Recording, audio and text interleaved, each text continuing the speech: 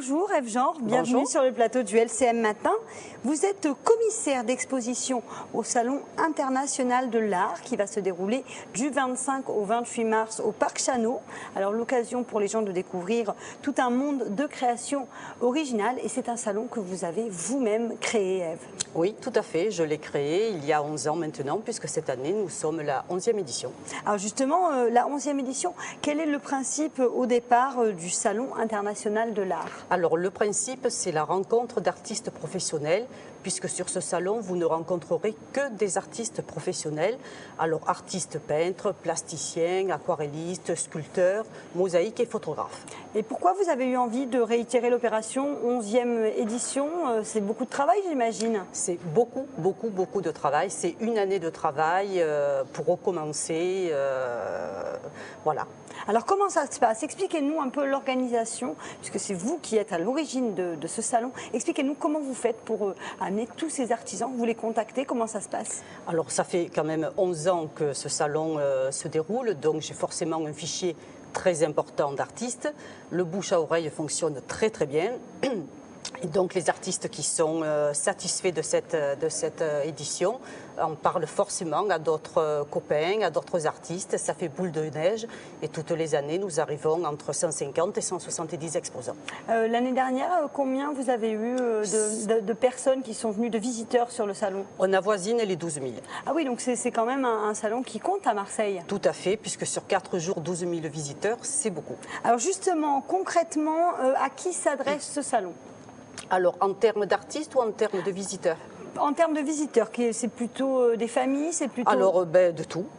C'est un salon grand public, donc effectivement il y a des parents qui viennent avec des enfants. D'ailleurs un espace enfant leur est réservé, donc ils peuvent laisser leur enfant et visiter le salon en toute tranquillité. Donc après il y a des grands publics, il y a des collectionneurs, des amateurs, il y a également des professionnels, donc des galeries qui viennent du Grand Sud à la recherche de nouveaux artistes, de nouveaux talents. Il y a aussi des éditeurs. Des architectes d'intérieur, des décorateurs. Voilà. Vraiment, ça touche un public très large. Et au niveau des exposants, alors qui sont ces exposants? Alors, en premier, ce sont tous des artistes professionnels. Voilà, ça vous voulez vraiment insister sur ce fait-là? Pourquoi? Pourquoi? Parce que ce sont des artistes professionnels, donc qui sont reconnus juridiquement, et c'est leur profession. Donc, ils vivent de leur création. Alors, il y a des artistes, comme je l'ai dit précédemment, des artistes peintres, des plasticiens, des sculpteurs, des mosaïstes. Ils sont à peu près 170 cette année, avec une représentation étrangère assez importante, puisque 19 nationalités sont représentées cette année. Ah oui, donc 19 nationalités, on peut donc acheter sur place. Comment ça se passe? Est-ce qu'on peut acheter directement les œuvres? Souvent, c'est compliqué. Alors là, c'est tout simple, puisque les artistes sont présents sur leur stand. Ce sont des artistes en direct, donc le public adore ça.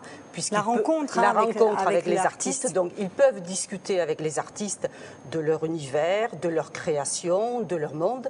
Et surtout, bien entendu, il faut encourager ces artistes et acheter leurs œuvres. Est-ce que vous savez combien de tableaux, par exemple, combien d'œuvres sont vendues chaque année lors du Salon international de l'art? Oui, je n'ai plus le chiffre en tête, mais ça doit être dans les 400, 450. Ça marche bien. Alors, est-ce que c'est une façon de promouvoir l'art contemporain? Oui, il faut, puisque Marseille est quand même la 2e ville de France.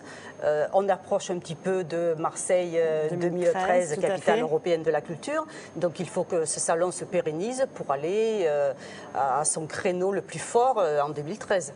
Ah, le fait de mélanger les genres, comme vous le faites, avec des artistes vraiment d'horizons très différents, est-ce que c'est un atout ?